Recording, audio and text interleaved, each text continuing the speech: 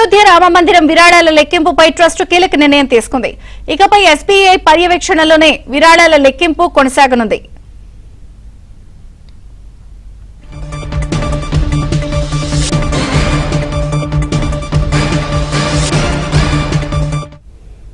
అయోధ్య రామ మందిరం విరాళాల లెక్కింపుపై ట్రస్ట్ కీలకమైన నిర్ణయం తీసుకుంది. ఎస్బీఐ పర్యవేక్షణలోనే లెక్కించాలని పూర్తి updates Delhi bureau chief Krishna అందిస్తారు. కృష్ణ,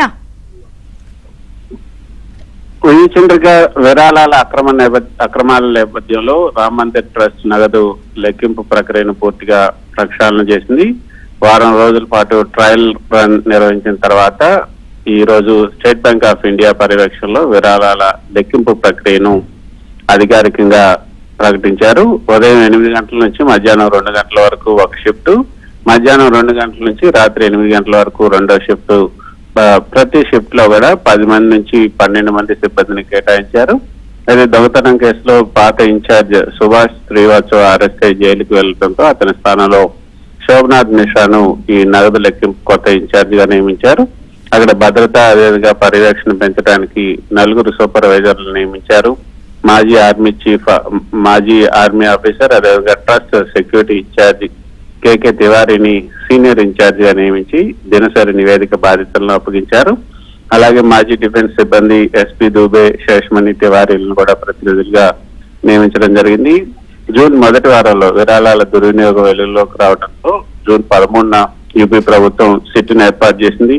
తర్వాత 25వ తేదీన నమోదు చేసినటువంటి ఎఫ్ఐఆర్ ఆధారంగా 8 మంది నిందితులను కూడా అరెస్ట్ చేశారు. నిందితుల నుంచి భారీగా రికవరీలు కూడా జరిగాయి. ప్రధాన నిందితులైనటువంటి అవినాష్ శుక్లా వద్ద అత్యధికంగా 21 లక్షల రూపాయల నగదు దొరికింది. వీటితో పాటు బంగారం, వెండి, విదేశీ కరెన్సీ, మరికొన్ని నగదు కూడా దొరికాయి. అయితే విజయ్ చంద్రిక, గతంలో లెక్కింపు ప్రక్రియ ప్రైవేట్ ఏజెన్సీలు, తాత్కాలిక సిబ్బంది అదేవిధంగా పరిమిత భద్రతతో జరగడం వల్ల అక్రమాలకు ఆస్కారం ఏర్పడింది.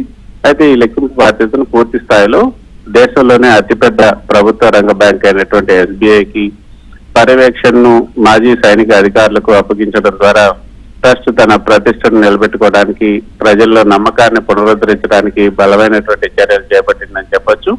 అయితే ఈ రోజు సుప్రీంకోర్టులో కూడా ఈ యొక్క విరాళాలకు సంబంధించినటువంటి అంశంపైన విచారణ జరిగినప్పుడు ఈ నిధుల కేటాయింపులు, విరాళాల రసీదులు ప్రత్యేక వెబ్సైట్ లో అప్లోడ్ చేయడం, డిజిటలైజేషన్, ఇన్వెంటరీ రికార్డులను పారదర్శకంగా ఉంచాలని కూడా పిటిషన్లు కోర్టును కోరారు. సో ఈ నేపథ్యంలో ఈ విరాళాల అక్రమాల దర్యాప్తు ఒకవైపు చట్టపరంగా సాగుతున్నప్పటికీ మరోవైపు ప్రతిరోజు వచ్చే ఈ కోట్లాది రూపాయల ఉండే కాల్కుల దుర్వినియోగానికి ఒక అడ్డుకట్టు వేసేందుకు ఎస్బీఐ పరిపాలనా యంత్రాంగంతో ఈ యొక్క ఒక కీలకమైనటువంటి రక్షణ వలయాన్ని ట్రస్ట్ ఏర్పాటు చేసినట్లుగా పరిశీలకులు అయితే భావిస్తున్నారు.